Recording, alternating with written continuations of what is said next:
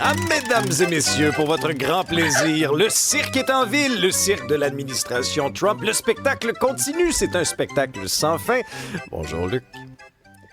Bonjour Alexandre. Quand on dit le spectacle continue, c'est parce que l'ancien directeur du FBI et l'ancien directeur de la CIA sont maintenant sous enquête.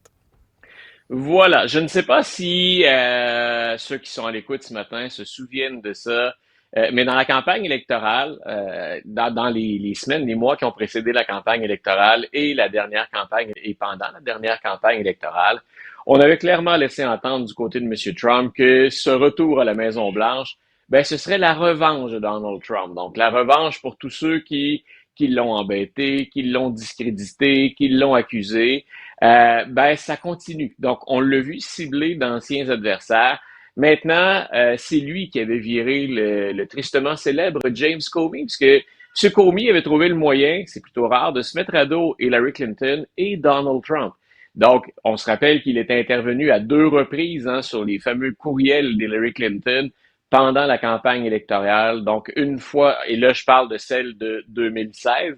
Donc, il est intervenu deux fois pour finalement dire, bon, on n'a rien à retenir contre Mme Clinton, mais on dit que ça avait nui, que ça avait nourri le cynisme à l'endroit des élites habituelles et que finalement, ça avait nui à Mme Clinton.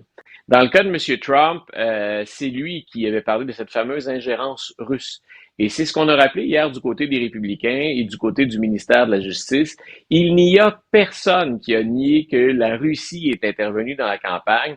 Ce qu'on remet en question du côté de Comey, c'est qu'on dit qu'il aurait menti ou mal répondu à des questions, entourant finalement la possible collusion, c'est-à-dire qu'il y aurait eu un travail en commun, en collaboration, entre les Russes et entre l'équipe de Donald Trump.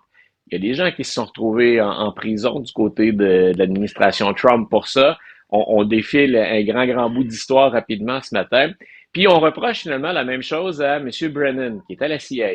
Dans les deux cas, ce qui est intéressant, c'est qu'on connaît leurs allégeances politiques. M. Comey, avant tout ça, était un républicain. M. Brennan est plus associé aux républicains également. Mais les républicains d'une autre époque, dirions-nous, d'avant les MAGA ou d'avant les partisans les plus farouches de Donald Trump. Au cœur de tout ça, si on effectue aussi un retour en arrière, il y a la gestion de ce qu'on avait appelé, là ça a l'air d'un vieux truc, on est presque 10 ans en arrière, le dossier Steele. C'est ce dossier donc auquel est associé Hillary Clinton, dans lequel on mentionnait que les Russes faisaient chanter Donald Trump, qu'on avait des informations compromettantes. Donc, c'est vraiment la revanche. Donald Trump, il a la mémoire longue. Il n'a pas oublié ceux qu'il n'aime pas. Donc, à la fois James Comey et M. Brennan se retrouvent sous enquête. Va-t-on y aller sur des faits? Va-t-on y aller avec des preuves accablantes contre les deux? Va-t-on déposer des accusations? Le ministère de la Justice aux États-Unis répond c'est commode, puis en même temps, ben, c'est aussi la pratique habituelle, mais qu'on ne commande pas une enquête en cours. Donc, on aura éventuellement des résultats de ça. On va surveiller parce qu'autour du dossier Steele, il y a des choses qui étaient assez floues, assez imprécises, mais en aura-t-on suffisamment pour déposer des accusations? M. Comey, M. Brennan ont eu des réactions à ça. Dans le cas de M. Comey, je pense que c'est l'habitude du tabac. Là. C'est pas sa première tempête. Dans le cas de M. Brennan, il dit ben laissez-moi juste le temps de trouver pourquoi on fait enquête sur moi, puis je reviendrai par la suite. Mais ça semblait pas clair de son côté ce qu'on lui reprochait exactement et ce qui pourrait mener à des accusations. Et Luc, le Donald est capable aussi d'avoir des bons mots, d'avoir des compliments. Il a félicité d'ailleurs le président du Libéria pour la qualité de son anglais. Attention. Écoute, quand tu parles du secteur, là, je pense que la musique qu'on a fait jouer, que l'équipe nous a fait jouer en intro, elle s'applique tout à fait. Euh, Écoute, c'est à la fois d'une très grande maladresse, puis à la fois d'une ignorance crasse. Il le félicite donc pour la qualité de son anglais, disant, écoutez, il y a des gens autour de la table ici, des Blancs, qui sont avec moi, qui n'ont pas la qualité de cette langue. Et c'est comme si Donald Trump avait oublié que cet homme-là a grandi dans un pays dont la langue officielle est l'anglais, dans un C'est sûr, pays ça qui a aide. été Ben, ça aide à maîtriser la langue maternelle, disons. Là. Ça a l'air plus fluide quand tu l'as parlé toute ta vie, Oui, j'imagine. Donc, et ce que Donald Trump semble oublier, c'est que le Libéria a été fondé par les États-Unis en 1822. Ça fait partie de ce projet qu'avaient à l'époque des abolitionnistes de dire, ben, si on libère les Noirs aux États-Unis dans le contexte de 1822, ces gens-là ont cumulé trop de retard en étant en esclavage. Ils peuvent pas faire une bonne insertion si on les libère, revenir, avoir une chance égale. Je résume simplement, retournons-les en Afrique. Et d'ailleurs, le Libéria va devenir indépendant de cette société de colonisation abolitionniste quelques années plus tard. Mais donc, c'est comme si Donald Trump ignorait complètement cette histoire-là. Puis le fait que la langue maternelle là-bas, ou la langue du pays, c'est déjà l'anglais. Et c'est un faux pas important parce que ça a été très, très mal reçu.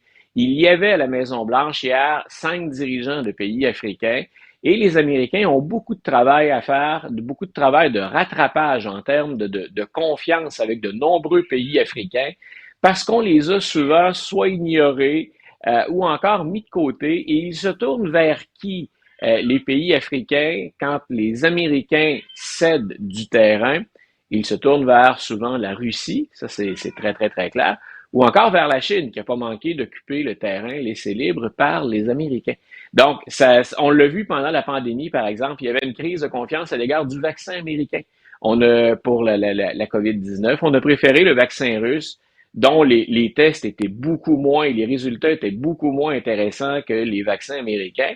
Mais là, on a vu littéralement sur le terrain, on a compris l'ampleur de la crise de confiance. Et comme le président américain a coupé dans le budget puis même mis fin à ce qu'on appelle USAID ou USAID, comme on le dit parfois, donc c'est cette organisation américaine qui fait du soft power. On présente le beau visage des États-Unis, mais il y a des résultats concrets sur le terrain. Mais Donald Trump, il partait de loin hier. Et là, il donnait l'impression, en plus du pays colonisateur, ou en fait du dirigeant qui a oublié la colonisation de l'Afrique puis la présence des Occidentaux. Disons que comme faux pas, c'est majeur. Là. Comme maladresse, c'était vraiment gênant. C'est à la fois l'ignorance puis un manque de délicatesse, c'était flagrant. Maintenant, les dirigeants autour de la table, ils ont probablement besoin des Américains et ils vont peut-être faire ce que d'autres font, c'est-à-dire malgré tout souligner que Donald Trump les a reçus, même s'il le fait de manière particulièrement cavalière. Et parallèlement à tout ça, il y a encore les tarifs. Là, cette fois, c'est le Brésil qui Ouais. écoute. Voilà, le Brésil qui y goûte, puis là, on a vu, on est en mesure, avait-on besoin d'un rappel, on est en mesure de bien saisir encore à quoi servent les tarifs pour Donald Trump. On le dit, c'est une façon d'aller chercher de l'argent. C'est une vision à laquelle on croyait plus ou moins, c'est-à-dire que on peut faire des coupes budgétaires puis en compenser l'ampleur des coupes en jouant sur des tarifs. C'est une politique qui a historiquement contribué à isoler les États-Unis quand les tarifs deviennent trop élevés. Donc, on était, avec la mondialisation, passé à d'autres pratiques, à d'autres façons de faire. Les tarifs étaient encore là, mais de manière moins importante. Donc, il y a cette source de revenus importante que sont les tarifs pour Donald Trump. Là, on a vu la hauteur avec laquelle il sanctionne le Brésil. Mais de l'autre, Donald Trump s'en sert pour obtenir, en guillemets, des faveurs ou pour obtenir des choses qu'il n'aurait pas nécessairement négociées autrement. Dans notre cas, ça a été l'abandon par M. Carney, par exemple, de le mot m'échappe ce matin, mais Des de espèces de cette taxe, taxes sur de cette les taxe numériques, le pour les. service numérique. Voilà, merci. Donc, et ben, dans le cas du Brésil, c'est étonnant et ça ne l'est pas. M. Trump demande au Brésil de mieux traiter Jair Bolsonaro, qui est l'ancien dirigeant brésilien, qui a été discrédité pour avoir déjà encouragé quoi, tu te souviens, Alexandre? Ça ressemble peut-être à ce qu'on fait des partisans de Donald Trump, Oui, chercher à renverser genre un de coup régime. d'État. Voilà, donc pour un coup d'État. Alors là, on le voit, c'est vraiment, on n'a pas d'exemple plus flagrant que ça. On va aller chercher, et c'est toujours l'argumentaire de Donald Trump, là, on a été tellement maltraités, nous, les Américains, dans nos relations commerciales. Donc, on va sanctionner le Brésil, on va aller chercher l'argent. Et de l'autre côté, laissez M. Bolsonaro tranquille. Donc, traitez-le mieux qu'il ne le fait. Je ne sais pas comment on peut mieux traiter quelqu'un qui est responsable d'une tentative de coup d'État, mais c'est l'argumentaire fourni par l'administration Trump. Merci beaucoup, Luc. Salut. Une bonne journée.